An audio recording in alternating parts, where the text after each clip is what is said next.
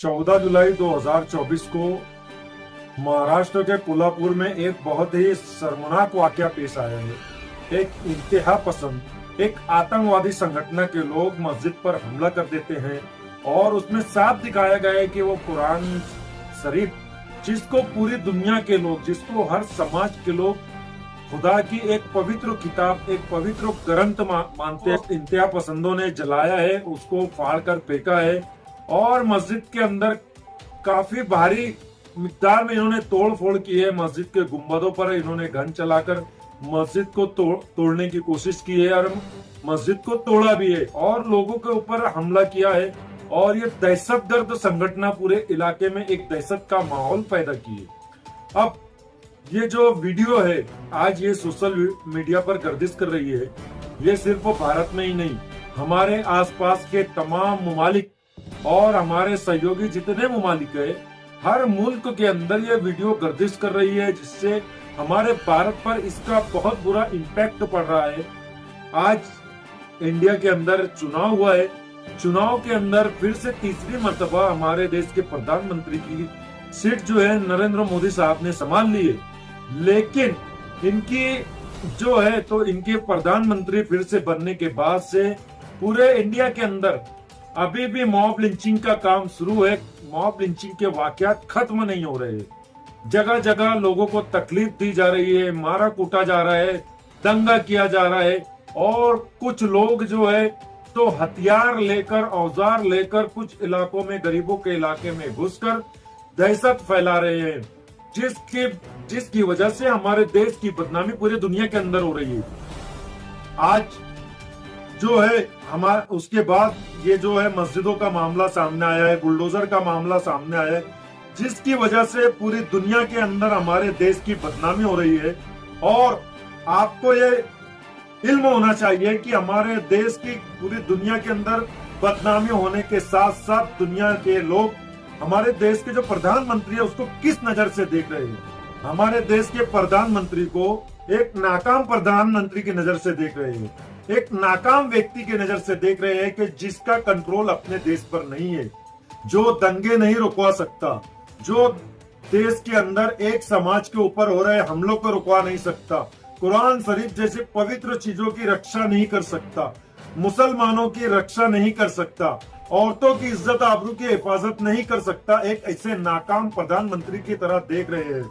इसी के साथ अभी हाल ही में जो चुनाव हुआ है तो मुसलमानों ने बड़ी तादाद के अंदर कांग्रेस को वोट दिया है, इंडिया गठबंधन को वोट दिया है, लेकिन इन सब मामला होने के बाद भी इंडिया गठबंधन ने अपने मुंह में दही जमाए हुए है।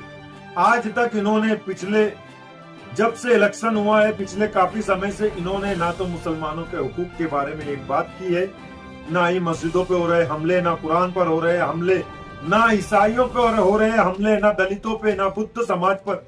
आज भारत के जितने भी अकलियती समाज के लोग हैं सभी पर हमले हो रहे हैं कुछ आतंकवादी संगठनों की तरफ से, मगर ना तो इसको अपोजिशन पार्टी रोक पा रही है, ना ही इसको हमारे देश के प्रधानमंत्री नरेंद्र मोदी, ना ही हमारे देश के गृह मंत्री, ये सभी लोग पूरी तरह से नाकाम हो चुके हैं। लेकिन मुझे इस बात का अफसोस है कि जब इंडिया गठबंधन को पूरे अकलियती समाज के लोग बड़ी तादाद में वोट दिए, तकरीबन जो 35 से 38% की वोट इंडिया गठबंधन को मिला है, उसमें 25% से ज्यादा अकलियत समाज के लोगों ने वोट दिया है। लेकिन अकलियत समाज के लिए एक बात भी हमारे अपोजिशन लीडर राहुल गांधी ने नहीं बोला है। तो अब सवाल ये उठता है कि क्या लोगों ने गलती की है इन्हें वोट देकर। अब मेरा आप लोगों से सवाल है कि आपकी इसमें क्या राय है, आप कमेंट करके बताएं। आप देख रहे हैं मेरे साथ मेरा महाराष्ट्र लाइव। इस घटना पर असदुद्दीन ओवैसी की भी प्रतिक्रिया आई है, देखते हैं हमारे चैनल पर, देखिए पूरी रिपोर्ट। ये एक किस्म से एक टेररिस्ट अटैक है मस्जिद के ऊपर और 6 दिसंबर कंटिन्यू हो रहा है और वहाँ पर शिंदे और फडणवीस की बीजेपी की सरकार है और उस सरकार की वजह से ये सब हमले मस्जिदों पर किए जा रहे हैं। मस्जिद के अंदर घुसकर कुरान शरीफ की बेहुरमती की गई, मस्जिद के अंदर डिसिक्रेशन किया गया, मस्जिद के अंदर जलाया गए जानिमाज़ों को, जो वहाँ पर मुसलमानों के घर थे, घरों में घुसकर उनके जेवरात और पैसों को लूटा गया, और अब पुलिस तमाशाई बनी बैठी है। तो ये पूरा इनकरेजमेंट दिया जा रहा है एक किस्म से, इनडायरेक्टली या डायरेक्टली बोलिए, वहाँ की बीजेपी और शिंदे सरकार की तरफ से। इसीलिए इन तमाम लोगों की हिम्मतें बुलंद हो रही हैं।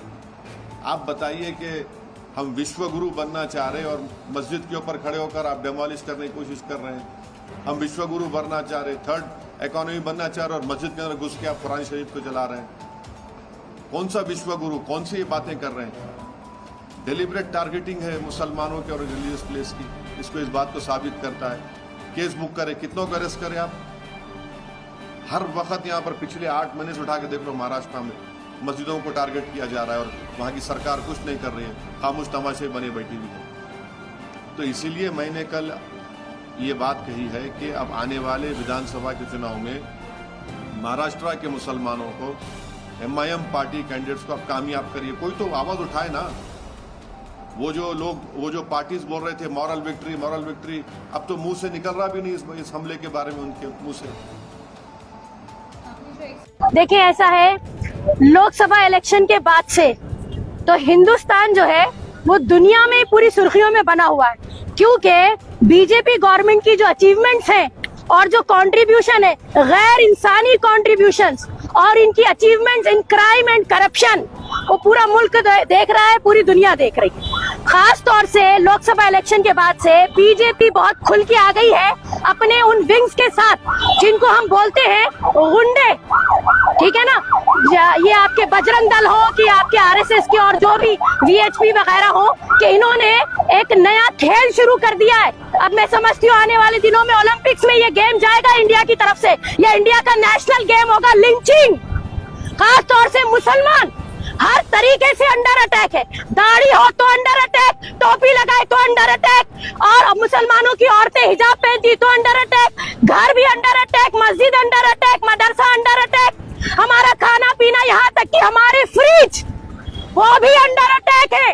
घरों से फ्रिज लेके जा रहे हैं ये देखने के लिए कि फ्रिज में हमने क्या छुपा रखा है। शर्म की बात है, इतनी नीच हरकतें और इस तरह की जालिमाना हरकतें अब तक इंसानी तारीख में नहीं हुई, जो ये नई अचीवमेंट अब लोकसभा इलेक्शन के बाद से बीजेपी दिखा रही है। क्योंकि हमारा साफ मानना है, बगैर किसी बैकअप के खुलेआम दिन की रोशनी में ऐसी गुंडागर्दी को नहीं की जा सकती। तो चूंकि ये जो खेल, खूनी खेल हिंदुस्तान की सरजमीन पे खेला जा रहा है, social democratic party of India, जो कि एक बहुत बड़ी पॉलिटिकल पार्टी है, कई स्टेट्स में एस्टैब्लिश पार्टी है, इंसानियत होने के नाते, क्योंकि हम दलित के लिए आवाज उठाते हैं, क्रिश्चियंस के लिए उठाते हैं, हम हर गैर इंसानी हरकत के लिए आवाज उठाते हैं, हमारी जिम्मेदारी है हिंदुस्तानी होने की हैसियत से, ये हमारी मॉरल ऑब्लिगेशन है कि हम इन लिंचिंग्स के खिलाफ आवाज उठाएं।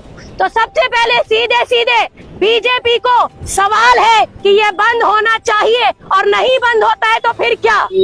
तो फिर यही किसी तरह के आप देखेंगे कि प्रोटेस्ट जारी रहेंगे, क्योंकि हम चुप नहीं बैठेंगे, हम नहीं रुकेंगे। कोई भी ऐसी हरकत जो हमें लगती है कि इंसानियत के खिलाफ है, उस पर आवाज उठाई जाएगी। और दूसरा सबसे बड़ा सवाल, वो ठेकेदार पार्टी कांग्रेस कहाँ है? मुसलमानों के ठेकेदार बने फिरते हो, सेक्युलरिज्म का जो नकाब ओढ़े हुए हो, कहाँ हो तुम लोग? मुसलमानों से वोट बटोर के, मुसलमान लंबी लाइनों में लग के, ये जो बेशर्मों की तरह कांग्रेस को वोट दिया गया है, इनके रिप्रेजेंटेटिव्स कहाँ हो? आज क्यों सांप सूंघ गया तुम लोगों को? आवाज नहीं उठाते तो तुम काहे के लीडर?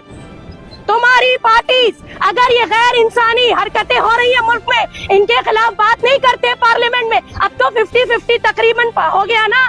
हाँ, इतने सारे रिप्रेजेंटेटिव लोकसभा इलेक्शन में चुन के गए पार्लियामेंट में, अब उठाओ ना आवाज, अब तुम्हारे को मौका मिला है, लेकिन ये नहीं उठाएंगे, क्योंकि जो 2014 से बीजेपी कर रही है, 2014 से पहले तक वो कांग्रेस करती आई है, और कांग्रेस बराबर खामोश रह के साइलेंटली इनका साथ दे रही है। सवाल दोनों से है, बीजेपी से और कांग्रेस से। और दूसरी बात, हम किसी पॉलिटिशियन पे डिपेंड नहीं है। ये मुल्क की जमीन, यहाँ का आसमान, यहाँ का कॉन्स्टिट्यूशन, फंडामेंटल राइट्स हमारे हैं, हमें कोई रोक नहीं सकता इनको प्रैक्टिस करने से। आप देख रहे हैं मेरे साथ मेरा महाराष्ट्र लाइव, सच के साथ जनता की आवाज़। किसी भी न्यूज़ या विज्ञापन के लिए आप हमारे स्क्रीन पर दिए नंबर पर कांटेक्ट करें और हमारे मुख्य संपादक मिर्ज़ा इदरीस बेग को कांटेक्ट करें। इसी तरह के जनता के मुद्दे उठाने के लिए हमारे हाथ मजबूत कीजिए, सब्सक्राइब कीजिए, लाइक कीजिए, शेयर कीजिए, क्योंकि आपकी आवाज़ हम सरकार तक पहुंचा सकते हैं। धन्यवाद।